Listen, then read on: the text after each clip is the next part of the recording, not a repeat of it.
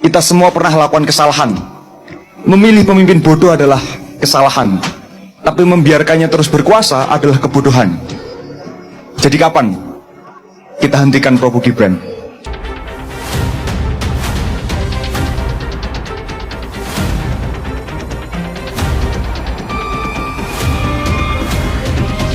Ketua BEM UGM ini buat jubir Gerindra terdiam.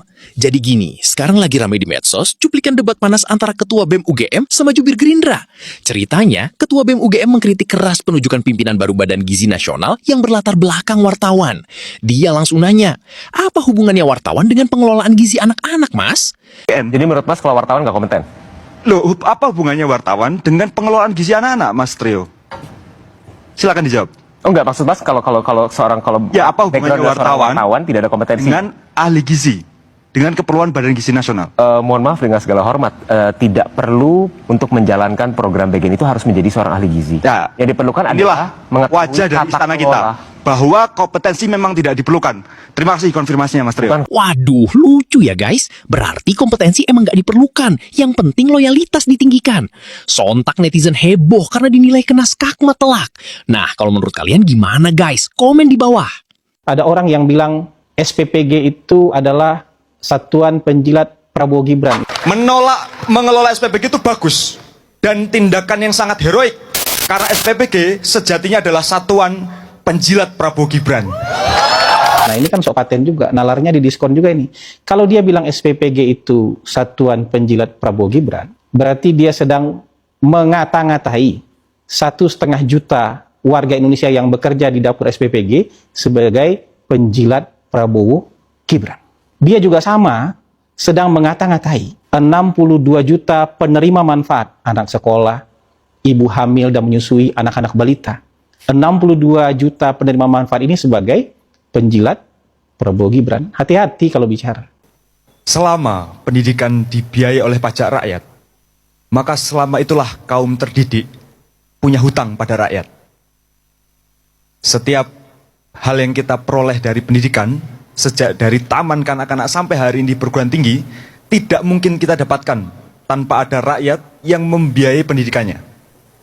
Sebagaimana sebuah hutang, maka pertanyaannya buat kita semua yang menjadi kaum terdidik adalah, dengan cara apa kita akan melunasinya? Paling mendasar bagi saya, cara paling sederhana untuk melunasi hutang pada rakyat adalah dengan tidak nambah masalah. Karena masalah sudah terlalu banyak.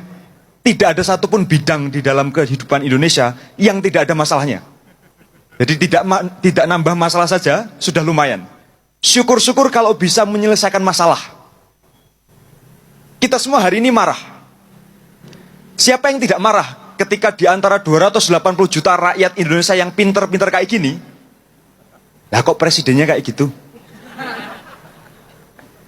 Sampai saya punya kecurigaan ya. Pinter itu kan soal kognitif. Barangkali memang presiden kita hari ini itu punya gangguan mental. Kita semua mungkin pernah bisik-bisik bahwa presiden kita itu NPD. Tahu singkatannya NPD ya? Narcissistic Prabowo Disorder.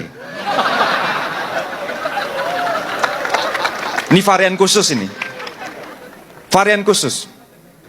Karena NPD-nya sudah tidak tertolong lagi. NPD itu kalau didukung dengan kecakapan dan kompetensi, mungkin kita rela. Tapi kalau NPD didukung dengan bahasanya Bung Rocky, kedunguan yang tidak tertolong, sekaligus kesombongan sehingga dia tidak belajar, maka jadi hal yang sangat wajar ketika dia bilang bahwa gak usah khawatir dolar naik, orang desa gak pakai dolar kok. Kita semua marah, tetapi PR-nya adalah bagaimana kemarahan itu kita konversi menjadi gerakan-gerakan revolusioner. Itu yang saya kira jadi PR hari ini. Karena gerakan itu bertahun-tahun lamanya telah mengalami semacam fragmentasi luar biasa. Dahulu ketika kita upayakan kemerdekaan, gerakan yang ada adalah gerakan rakyat. Ini nggak ada hubungannya sama partai-partai itu ya. Yang berjuang adalah gerakan rakyat. Sesudah merdeka, gerakannya terfragmentasi menjadi gerakan rakyat yang terdidik. Terfragmentasi lagi menjadi gerakan rakyat terdidik yang di kampus. Terfragmentasi lagi menjadi gerakan rakyat terdidik yang di kampus yang ikut organisasi pergerakan. Entah itu BEM maupun organisasi ekstra. Hari ini kalau kita mau jujur mengakui, gerakan rakyat terdidik di kampus yang berorganisasi, yang departemennya khusus untuk pergerakan. Mungkin ada 1-2 momentum sehingga rakyat sipil bergerak secara organik. Tetapi kalau kita bicara soal gerakan revolusioner, tidak cukup hanya karena 1-2 momentum kita bergerak. Karena kurang apa 17+8? Kurang apa Agustus tahun lalu? 13 orang meninggal selama demonstrasi. 6.000 ditahan dan ditersangkakan.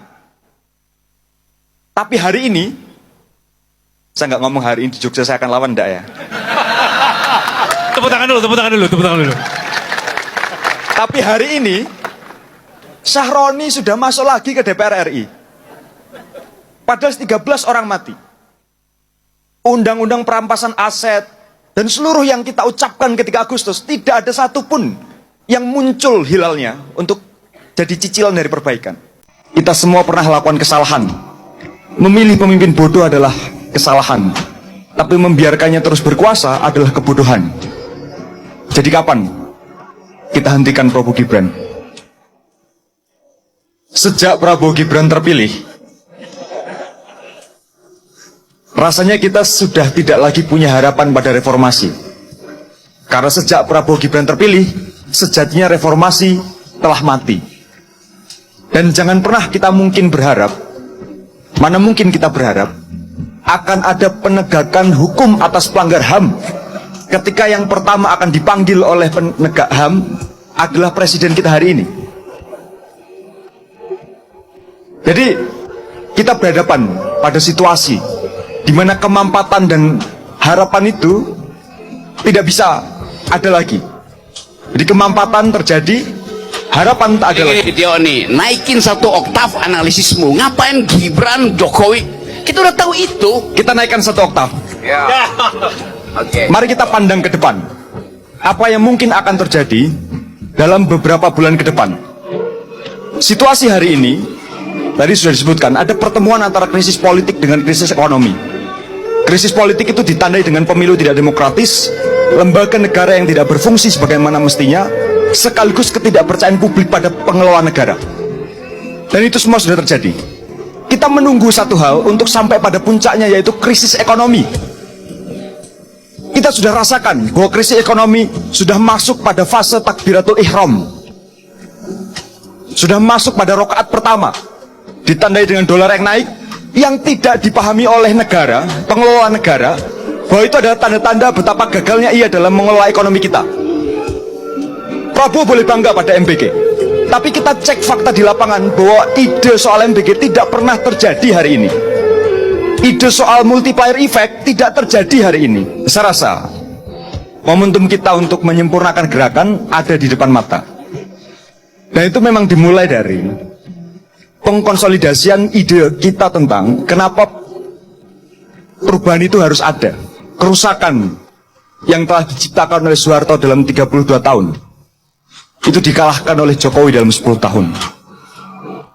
Kerusakan yang diciptakan oleh Jokowi dalam 10 tahun itu dikalahkan oleh Prabowo dalam 1 tahun. Kita semua pernah lakukan kesalahan. Memilih pemimpin bodoh adalah kesalahan, tapi membiarkannya terus berkuasa adalah kebodohan. Tio Ardianto, kalau kerja pemerintah selalu salah, yang sebenarnya kamu cari apa? Perbaikan atau panggung? Tio Ardianto dikenal sebagai salah satu mahasiswa yang paling keras mengkritik pemerintah. Tidak ada yang salah dengan kritik, justru kritik adalah bagian dari demokrasi. Tapi publik juga berhak bertanya, kenapa yang paling sering viral adalah kritiknya, bukan solusinya? Saat ada program pemerintah bermasalah, Tio bersuara. Tapi ketika ada program pemerintah yang dirasakan manfaatnya langsung oleh rakyat Indonesia, apakah Tio juga bersuara yang sama? Jangan sampai kritik menjadi kebiasaan mencari kesalahan. Karena rakyat hari ini tidak hanya ingin mendengar apa yang salah. Rakyat juga ingin tahu apa yang seharusnya dilakukan agar lebih baik. Mengkritik itu penting, tapi solusi yang bisa dijalankan itu lebih penting. Kalau semua kebijakan dianggap gagal, jangan-jangan yang dibangun bukan perubahan, tapi popularitas. Gimana pendapat kalian? Tulis pendapat kalian di kolom komentar. Salam Jigigis. Tio Ardianto, mantan ketua BEM UGM. Makin kesini kulihat-lihat, makin kesana. Mungkin teman-teman melihat dia, apa yang dia lakukan dan sampaikan itu adalah kritik.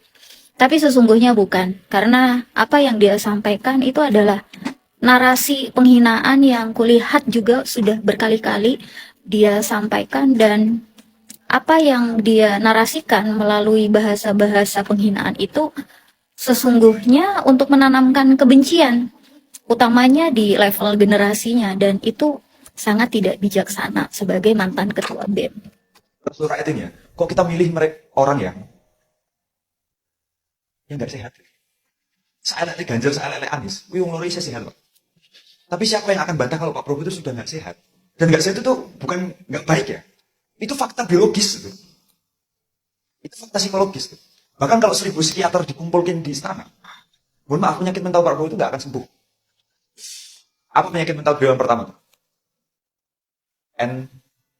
Persauti ngomong NPD.